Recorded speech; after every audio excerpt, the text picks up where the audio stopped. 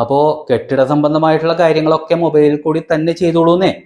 അവരും അറിയട്ടെ നമ്മൾ മോഡേൺ ആണെന്ന്. അതിലെ പല സേവനങ്ങളും ഉപയോഗിച്ചവർ പണം അടച്ചതിന് ശേഷം അതിന്റെ ട്രാൻസാക്ഷൻ ഹിസ്റ്ററി കിട്ടുന്നില്ല എന്നുള്ള ചെറിയ ചെറിയ പരാതികളൊക്കെ ഇപ്പോൾ തുടക്കത്തിലുണ്ടെങ്കിലും ഇനി നിങ്ങളുടെ കെട്ടിട വിവരങ്ങളൊക്കെ കൊടുത്തിട്ടും സെർച്ച് ചെയ്തിട്ട് കിട്ടിയില്ലെങ്കിൽ ആ വിവരം ബന്ധപ്പെട്ട ഉദ്യോഗസ്ഥരെ അറിയിക്കാൻ പ്രത്യേകം ശ്രദ്ധിക്കുക. ഹായ്. അപ്പോൾ കെ സ്മാർട്ട് എന്ന് പറയുന്ന സേവനം, ആ സേവനം കഴിഞ്ഞ ആഴ്ച മുതൽ ത്രിതല പഞ്ചായത്തുകളിലേക്ക് കൂടി വ്യാപിപ്പിച്ചു എന്നുള്ള വാർത്ത. അപ്പോൾ ഈ സേവനം കൊണ്ട് പ്രോപ്പർട്ടി സംബന്ധമായി എന്താണ് ഗുണം എന്നുള്ളതാണ് നമ്മൾ ചർച്ച ചെയ്യേണ്ടത്, അല്ലെ? അതായത് വസ്തു അല്ലെങ്കിൽ ഭൂമി എന്നൊക്കെ പറയുമ്പോൾ ആ ഭൂമിയിൽ പലപ്പോഴും കെട്ടിടങ്ങൾ ഉണ്ടാകാൻ സാധ്യതയുണ്ട്, അല്ലെങ്കിൽ ആ ഭൂമിയിൽ കെട്ടിടങ്ങൾ നമുക്ക് നിർമ്മിക്കേണ്ടി വന്നേക്കാം. ഇതുപോലെയുള്ള ആവശ്യങ്ങൾക്കൊക്കെ നമ്മൾ പെർമിറ്റുകൾ അല്ലെങ്കിൽ കെട്ടിട നികുതി അങ്ങനെയുള്ള കാര്യങ്ങൾക്കൊക്കെ വേണ്ടിയിട്ട് ആശ്രയിക്കേണ്ടത് തദ്ദേശ സ്വയംഭരണ സ്ഥാപനങ്ങളെയാണ്. അതായത് കോർപ്പറേഷൻ, മുനിസിപ്പാലിറ്റി, അതുമല്ലെങ്കിൽ ഗ്രാമപഞ്ചായത്ത്. അപ്പോൾ തദ്ദേശ സ്വയംഭരണ വകുപ്പ് പൊതുജനങ്ങൾക്ക് വേണ്ടി അവതരിപ്പിച്ചിരിക്കുന്ന ഈ പ്ലാറ്റ്ഫോം, അതായത് കെ സ്മാർട്ട് എന്ന് പറയുന്നത്, അത് വന്നതോടെ തദ്ദേശ സ്വയംഭരണ വകുപ്പുകളുമായി ബന്ധപ്പെട്ട എല്ലാ സേവനങ്ങളും ഇനി ഓൺലൈനായിട്ട് പൊതുജനങ്ങൾക്ക് ലഭിക്കും എന്നുള്ളതാണ് പറയുന്നത്.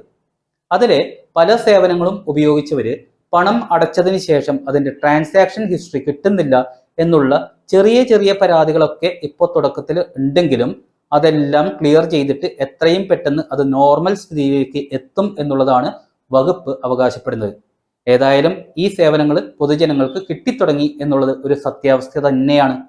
ഈ രാജ്യത്ത് തന്നെ തദ്ദേശ സ്വയംഭരണ വകുപ്പുകളുമായിട്ട് ബന്ധപ്പെട്ട എല്ലാ സേവനങ്ങളും ഓൺലൈനിൽ ലഭ്യമാക്കുന്ന ആദ്യത്തെ സംസ്ഥാനം കേരളമാണ് എന്നുള്ളത് കൊണ്ട് കേരളീയരായിട്ടുള്ള നമുക്കും അഭിമാനിക്കാം. അതായത് ജനനമരണ സർട്ടിഫിക്കറ്റ്, വിവാഹ രജിസ്ട്രേഷൻ, വസ്തുനികുതി അടയ്ക്കൽ, കെട്ടിട നിർമ്മാണ പെർമിറ്റ്, അങ്ങനെ എല്ലാ സേവനങ്ങളും ഇനി ഓൺലൈൻ വഴി നമുക്ക് ലഭ്യമാകും. നേരത്തെ ഈ സേവനം കോർപ്പറേഷനുകളിലും മുനിസിപ്പാലിറ്റികളിലും ലഭിച്ചുകൊണ്ടിരുന്നതാണ്.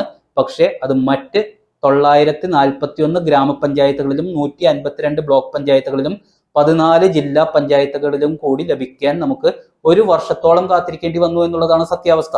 ഇനി ഇതുകൊണ്ടുള്ള ഗുണം എന്താണ് എന്ന് ചോദിച്ചാൽ സമയലാഭം. ഇനി കൃത്യമായിട്ട് പറഞ്ഞാൽ ഒരു കെട്ടിട നിർമ്മാണത്തിനുള്ള പെർമിറ്റ് ലഭിക്കാൻ എടുക്കുന്ന സമയം 9 സെക്കൻഡ് ആണ് എന്നുള്ളതാണ്. പണ്ടൊക്കെ ഇതിന് ആഴ്ചകളും മാസങ്ങളുമാണ് എടുത്തിരുന്നത് എന്നുള്ളതാണ് സത്യാവസ്ഥ. അങ്ങനെ നോക്കുമ്പോൾ ഇത് വളരെ ഹെൽപ്ഫുൾ ആയിട്ടുള്ള ഒരു സേവനം തന്നെയാണെന്ന് നമുക്ക് പറയേണ്ടി വരും. അടുത്തതായിട്ട് കെ സ്മാർട്ട് സേവനം എങ്ങനെ ഉപയോഗിക്കാം എന്നുള്ളതിനെ കുറിച്ച് പറയാം. ഇത് വെബ്സൈറ്റ് വഴിയും ഉപയോഗിക്കാം, മൊബൈൽ ആപ്ലിക്കേഷൻ ഡൗൺലോഡ് ചെയ്ത് ഇൻസ്റ്റാൾ ചെയ്തും ഉപയോഗിക്കാം.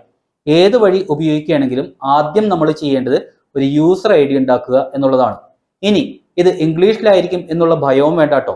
അതായത് മലയാള ഭാഷ തിരഞ്ഞെടുക്കാനുള്ള ഓപ്ഷനും ഇതിലുണ്ട്. നമുക്ക് തന്നെ സ്വയം വായിച്ചു നോക്കി ആവശ്യമുള്ള വിവരങ്ങളൊക്കെ നൽകി കാര്യങ്ങൾ വളരെ അനായാസമായിട്ട് ചെയ്യാം. അപ്പോൾ യൂസർ ID ഉണ്ടാക്കുന്ന വിധം ഞാൻ പറയാം. കെ സ്മാർട്ട് ആപ്പ് തുറക്കുമ്പോൾ സ്ക്രീനിൽ താഴെയായിട്ട് ദൃശ്യമാകുന്ന ക്രിയേറ്റ് അക്കൗണ്ട് എന്നുള്ള ഓപ്ഷനിൽ ക്ലിക്ക് ചെയ്യുക. അപ്പോൾ തുറന്നു വരുന്ന വിൻഡോയിൽ മൊബൈൽ നമ്പർ എന്ന ഓപ്ഷനിൽ നിങ്ങളുടെ ഫോൺ നമ്പർ നൽകണം. അവിടെ കൊടുക്കുന്ന ഫോൺ നമ്പർ ആയിരിക്കും നിങ്ങളുടെ യൂസർ നെയിം. അപ്പോൾ മൊബൈൽ നമ്പർ കൊടുത്തിട്ട് സ്ക്രീനിൽ കാണുന്ന ഗെറ്റ് OTP എന്നുള്ള ബട്ടൺ ക്ലിക്ക് ചെയ്യുക.